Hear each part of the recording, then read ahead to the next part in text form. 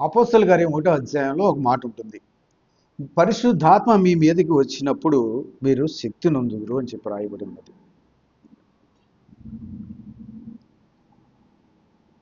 ఏంటి ఆ శక్తి? శారీరక బలమా? శారీరక దృఢత్వమా? కాదు. దైవ జ్ఞానంతో నింపబడి, దేవుని యొక్క ఆలోచనతో నడిపింపబడి, దేవుని ఆత్మచేత నింపబడిన వ్యక్తులుగా తయారవుతారు. ప్రభుని సిలువ వేస్తున్నప్పుడు పారిపోయిన ఆ శిష్యులు, ప్రభుతో ఉన్నాను అని చెప్పడానికి భయపడిన పేతురు వంటి శిష్యులు పరిశుద్ధాత్మను పొందుకున్న తర్వాత భూదిగంతాలకు పోయి స్వార్థను ప్రకటించి, ప్రభువలే కాకుండా నన్ను తల్లగ్రంథులుగా సిలువ వేయండి అని చెప్పగలిగిన ధైర్యాన్ని నింపుకున్న స్థితి చూస్తే, పరిశుద్ధాత్మ మీదకి వచ్చినప్పుడు ఆ శక్తి ఏంటో అనుభవిస్తారు. అంతేగాని ఇతరులను పడేసి తాను పడిపోయి ఉండే పరిస్థితి కాదు. అది బ్రహ్మపరిచే ఆత్మ. అనుభవంతో చెప్తున్నాను. ఎందుకంటే ఆత్మ సంగతులు ఆత్మతో సరిచూసుకోవాల్సిన అవసరం ఉంది. కనుక భాషలు మాట్లాడితే ఖచ్చితంగా అర్థం చెప్పాలి. భాషలు మాట్లాడిన వ్యక్తి ఖచ్చితంగా పరిశుద్ధాత్మలో ఉన్నానని భ్రమపడుతుంటే కనుక ఆ వ్యక్తి ఏమైతే వాక్యం చెప్తుందో ఆ విధంగా జీవించడమే ఆత్మను పొందుకున్న వ్యక్తిగా ఉంటారు. భాషలు అనేది వరం ఉంది కాదంట్లా, కానీ ఆ భాషలో మాట్లాడడం వరకు కాదు, జీవిత కాలంలో దేవుని యొక్క లేఖనాన్ని అనుసరించడంలో ఎంతవరకు సఫలీకృతం అవుతున్నారు.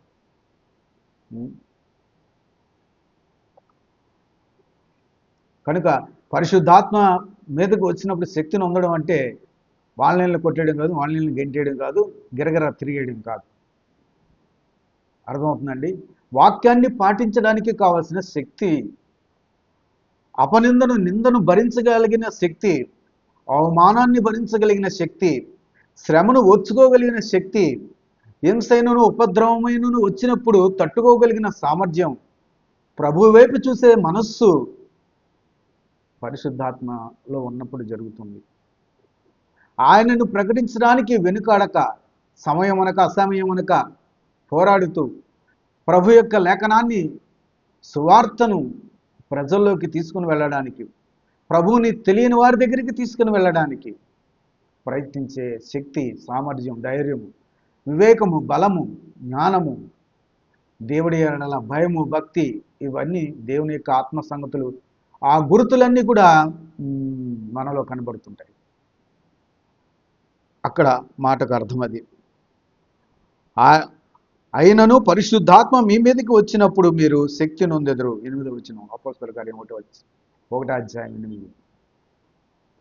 ఆ శక్తిని మీరు నొందుకున్నారా? ఎదురవుతున్న సమస్యకు ఎదురాడి నిలబడడానికి కావలసిన సామర్థ్యం కలిగి ఉన్నారా?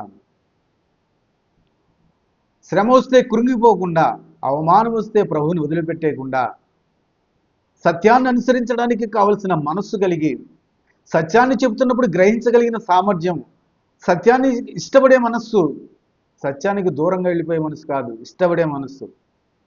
ఆ వ్యక్తితో మాట్లాడితే ఎక్కడ సత్యం చెప్తాడని చెప్పి కనీసం ఫోన్ కాల్ కాదు కదా, పలకరించడానికి కూడా ఇష్టపడిన పరిస్థితులు ఉన్నాయి ఇప్పుడు ఈ రోజుల్లో.